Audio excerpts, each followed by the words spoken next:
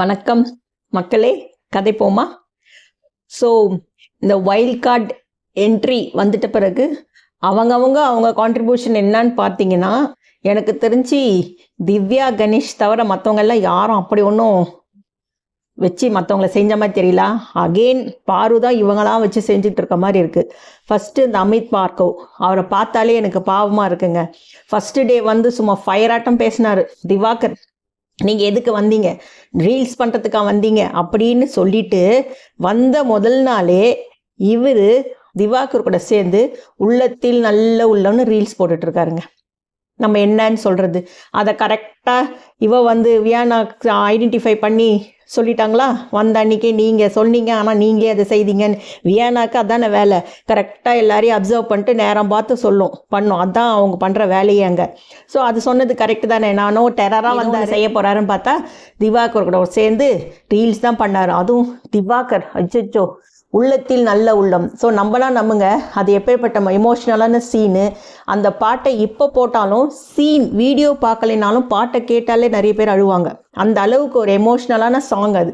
அதுக்கு வந்து ரீல்ஸ் போடுறேன்னு சொல்லிட்டு பண்ணாரு பாருங்க திவாகர் ஒன்று. அச்சோ இனிமேல் எனக்கே அழு வருங்க. எனக்கு இனிமேல் பார்த்தா அந்த சாங் போட்டால் எனக்கு எங்கே இவர் பண்ணது நினப்பு வந்துருமோ, இவர் பண்ணது நினப்பு வந்தால் அந்த எமோஷன் போய் அழகாக போய் சிரிப்பு தான் வரும்னு தோணுது. பிக் பாஸ் தயவு செய்து சொல்கிறேன், இதுக்கோசரமே நீங்கள் அந்த திவாகரை பிடிச்சி ஜெயிலில் போடுங்க பிக் பாஸ். ஸோ ஒரு எமோஷ்னலாக சாங்கை எப்படி ஆக்கிட்ட தெரியுங்களா அவர். ஸோ அமித் பார்கவ் அப்படி. அடுத்தது இவர் யார், பிரஜன். ஸோ பிரஜன் என்ன செய்ய போகிறாருன்னு பார்த்தா இவங்க 4 வாரமாக பிக் பாஸில் என்ன பண்ணாங்க, சண்டை தான் போட்டுக்கிட்டு இருந்தாங்க. கரெக்டுங்களா. கண்டென்ட்டுக்கோசரம் அவங்கவுங்க கத்திக்கிட்டு தான் இருந்தாங்க.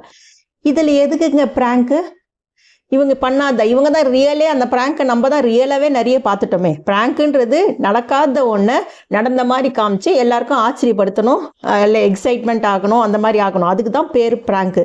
இவங்க 4 வாரமாக பண்ணதையே அவங்க நேச்சுரலாக கண்டென்ட்டுக்கு பண்ணதே இவங்க ப்ராங்குக்கு பண்ண மாதிரி இருந்தது. அவ்வளோதான் வித்தியாசம். ஸோ இது லாஸ்ட் சீசன் வந்து எனக்கு தெரிஞ்சு ஃபேட்மேனும் ரஞ்சித் இவங்க இந்த மாதிரி தான் பண்ணாங்க. ப்ராங்க் பண்ணுறேன்னு ஒரு சண்டையை போட்டு அது பண்ணது, அது அப்படியே ஃபேட்மேனுக்கே ரிவர்ட் ஆச்சு. எனக்கு தெரிஞ்சு அவர் அதனாலேயே கொஞ்சம் அவரது டிஸ்டர்ப் ஆகி ஒரு மாதிரி யாரும் வெளியில் போயிட்டாருன்னு நினைக்கிறேன். ஸோ இந்த ப்ராங்க் எதுக்கு? நல்லா நடித்தாங்கன்னா அவங்க எதுக்குங்க நடிக்கணும்? அவங்க அதே தாங்க பண்ணிக்கிட்டு இருக்காங்க பிக் பாஸில். ஸோ அப்படி இருக்கும்போது அதையே நல்லா செய்யாமல் போவாங்க. அதுவும் கம்ருதீன் கேட்கணுமா, அவன் சும்மாவே சலங்கை கட்டி ஆடுவான். அதுக்கிட்ட தலையில் நீங்கள் கரகம் கொடுத்தீங்கன்னா கேட்கவா செய்யணும்? ஸோ எனக்கு ஏன் அந்த பிரஜன் அப்படி பண்ணாருன்னு எனக்கு தெரியல. ஸோ அவர் என்ன கொஞ்சம் சைலண்ட்டாக இருக்கிற மாதிரி ஒரு ஃபீல் ஆகுது. ஸோ அது பார்ப்போம். அதுக்கப்புறம் வந்து மிஸ்ஸஸ் பிரஜன். ஸோ சாண்ட்ரியாவா அவங்க மிஸ்ஸஸ் பிரஜன்னே வச்சுக்கோ. ஸோ அவங்க என்ன பண்ணுறாங்க, அவங்க எனக்கு தெரிஞ்சு கொஞ்சம் பயந்துட்டாங்க. ஏன்னா அந்த பாரு வந்து அந்த மைக் போட்டிங்களான்னு திவாகரை கேட்டதுக்கு பாரு இன்டர்ஃபியர் ஆனாங்க பார். அந்த ஒரே டைம்லேயே இந்த வைல்ட் கார்டு என்ட்ரி இவங்க 2 பேரும் யார், Ganesh, Divya Ganesh and then Mrs Prajan, அவங்க என்ன பண்ணாங்க தெரிஞ்ச, ஐயோ இது நம்ம வெளியில் பார்த்த மாதிரி இல்லை, இவ பயங்கரமாக இருக்கா அப்படின்னு சொல்லிட்டாங்க. ஸோ பாருக்கு வச்சு செய்ய தான் இந்த 5 பேர் அனுப்பிச்சாங்க. ஆனால் இவங்களே கொஞ்சம் மிரண்டுட்டாங்கன்னு நினைக்கிறேன். ஏன்னா பாரு வந்து ஒரு விஷயத்தில் க்ளீன் அண்ட் கிளவர். எப்படின்னா மற்றவங்களை ட்ரிகர் பண்ணி அவங்க வாயை பிடுங்கி அவங்கள ஏதாவது ஏடாகுடம் பண்ண வச்சுருவாங்க. ஆனால் பாரு எப்பயுமே வார்த்தையை ஏடாகுடமாக விடாது. எல்லாரும் இரிட்டேட் பண்ணி அவங்கள சண்டைக்கு கமான் கூப்பிடுவாங்க. பட் எதிராளிங்க நல்லா ட்ரிகர் ஆகி வார்த்தையை விட்டுருவாங்க. ஸோ அப்படி தான் அவங்க இப்போ பார்வதி டார்கெட் வந்து இவங்க திவ்யா கணேஷ் தான். ஸோ திவ்யா கணேஷ் நல்லா டஃப் கொடுக்குறாங்க. பட் பாரு அதை நல்லா புரிஞ்சுக்கிட்டு என்ன பண்ணிட்டு இருக்காங்கன்னா, இப்போ திவ்யா கணேஷ் தான் அவள் டார்கெட்டு. ஏன்னா அவங்கள மேக்ஸிமம் பண்ணிட்டு நேற்றே பாருங்கள் இப்படின்னு பண்ணிட்டாங்க, ரைட்டா. ஸோ அது ஒரு ட்ரிகர் ஆகி அந்த மாதிரி பண்ணிட்டாங்க. நீ எப்படி பண்ணலாம் அவள் பின்னாடியே போயிட்டு இருந்தாங்க. ஆனால் திவ்யா கணேஷ் புத்திசாலியாக அவங்களுக்கு ரெஸ்பாண்டே பண்ணலை.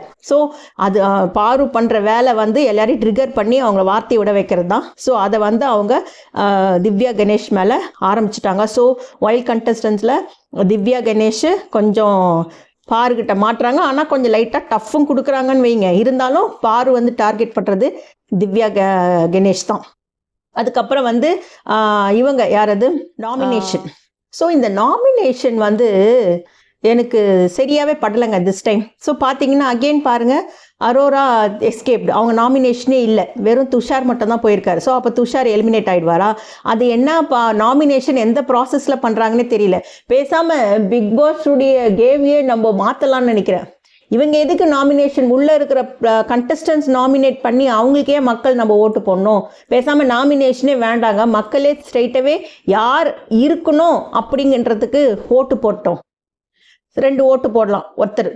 அப்படி போட்டு யார் லீஸ்ட் ஓட்டு வாங்குறாங்க இல்லை ஓட்டே வாங்கலையோ அவங்கள வெளியில் அனுப்பலாம்னு நினைக்கிறேன். பிகாஸ் உள்ளே வந்து அந்த பிக் பாஸ் வீட்டில் வந்து ஒரு வாரமாக என்ன சண்டை நடக்குது, மிஸ் அண்டர்ஸ்டாண்டிங் நடக்குது, அதை பேஸ் பண்ணி தாங்க எல்லாரும் ஓட்டு போடுறாங்க, நாமினேட் பண்ணுறாங்க. அப்படி இருக்கும்போது சைலண்ட்டாக யார் வம்புக்கும் போகாதவங்க எஸ்கேப் ஆகிடுவாங்க. இந்த அரோரா அப்படி சைலண்ட்டாக இருந்துட்டு கேம் ஆடிட்டு இருந்தால் பரவாயில்ல, சைலண்ட்டாகவும் இருந்துட்டு கேமும் ஆடாமல் துஷார் கூட மட்டும் உட்காந்து பேசிக்கிட்டு இப்படி தான் அவங்க டைம் பாஸ் பண்ணிட்டு இருக்காங்க, அவங்க எஸ்கேப்.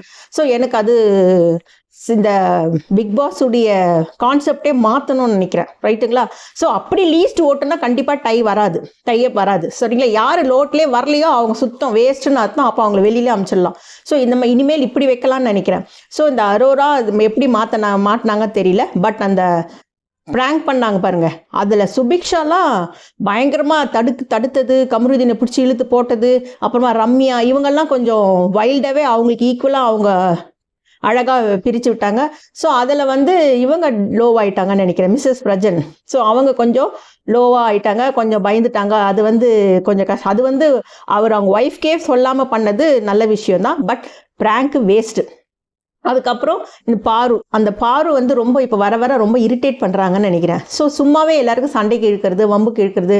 அந்த மைக்கு போடலன்னு சொல்லிட்டு திவாகர் தான் பிக் பாஸ் சொன்னார். ஆஸ் அ கேப்டனா திவாகருக்கு வார்ன் பண்ணாங்க அங்கேருந்து.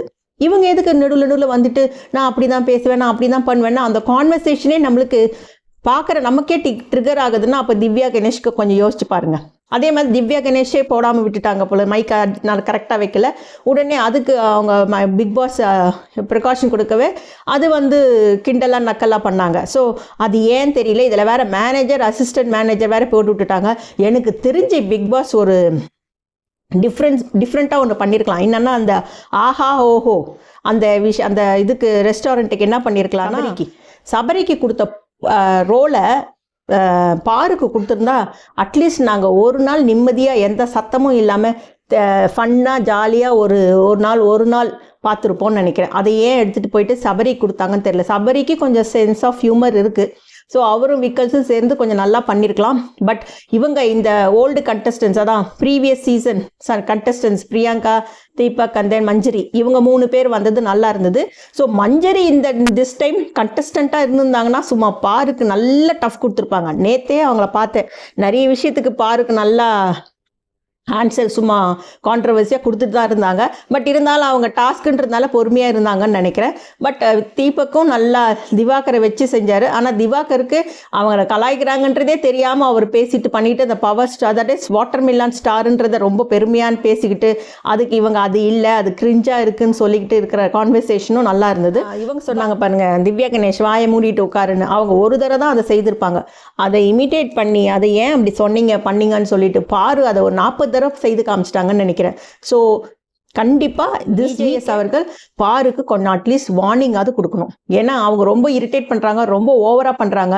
இப்போ கமருதீனே கொஞ்சம் பரவாயில்ல, கொஞ்சம் ஃபார்முக்கு வராருன்னு நினைக்கிறேன். ஸோ இனிமேல் அவர் நல்லா டேஞ்சர் ஜோன் தாண்டிட்டார், இனிமேல் அவர் நல்லா விளையாடலாம் அப்படின்னு நினைக்கிறேன். ஸோ அவங்கவுங்க பார்ட்டை நல்லா தான் செய்துட்ருக்காங்க. அதுவும் இல்லாமல் அந்த கமருதீனும் பாரு மேட்ரு இருக்குது பாருங்கள், அதை வச்சு பாருவே கண்டென்ட் பண்ணி ஸ்கோர் பண்ண ட்ரை பண்ணுறாங்க. எங்கள் வீட்டில் இருக்கிறவங்களுக்கு தெரியும், எங்கள் அம்மாவுக்கு தெரியும், நான் போய் எங்கள் அம்மாவுக்கு எக்ஸ்பிளைன் பண்ணிக்குவேன். அம்மாவுக்கு போய் எக்ஸ்பிளைன் பண்ண வேண்டிய அவசியமே இல்லை. எனக்கு எங்கள் வீட்டில் என்னை பற்றி எங்கள் அம்மாவுக்கு தெரியும்னா அவங்க அதை சொல்லியிருக்கவே வேணாம். நீங்கள் என்ன சொல்லுங்கள், எங்கள் அம்மா தெளிவாக தான் இருப்பாங்கன்னு சொல்லணும். ஆனால் நீ வீட்டில் போய் எக்ஸ்பிளைன் பண்ணுறேன்னு சொல்கிறல்ல, அப்போ அங்கே ஏதோ விஷயம் இருக்குன்றதை புரிஞ்சுக்கிட்டல. நீங்கள் வெளியில் போயிட்டு பாருவே அவங்க மொத்த எபிசோடும் பார்த்தா எல்லாரும் எப்படி புரிஞ்சுக்கிட்டு இருப்பாங்கன்றது தெரிய வரும். ஸோ அதை வச்சு அவங்க கண்டென்ட் பண்ண ட்ரை பண்ணுறாங்கன்றது தெரிஞ்சுக்கிட்டு திவ்யா கணேஷ் அழகாக அதை அப்படியே இக்னோர் பண்ணிட்டாங்க. ஸோ இந்த 2 டேஸுக்கான ரிவ்யூ இதான். உங்களுடைய அபிப்பிராயம் என்னவோ அதை கமெண்ட் பண்ணுங்கள். மறக்காமல் லைக் பண்ணுங்கள், ஷேர் பண்ணுங்கள், சப்ஸ்கிரைப் பண்ணுங்கள், ஆல்சோ ஹைப்பும் பண்ணுங்கள். டேக் கேர், பாய்.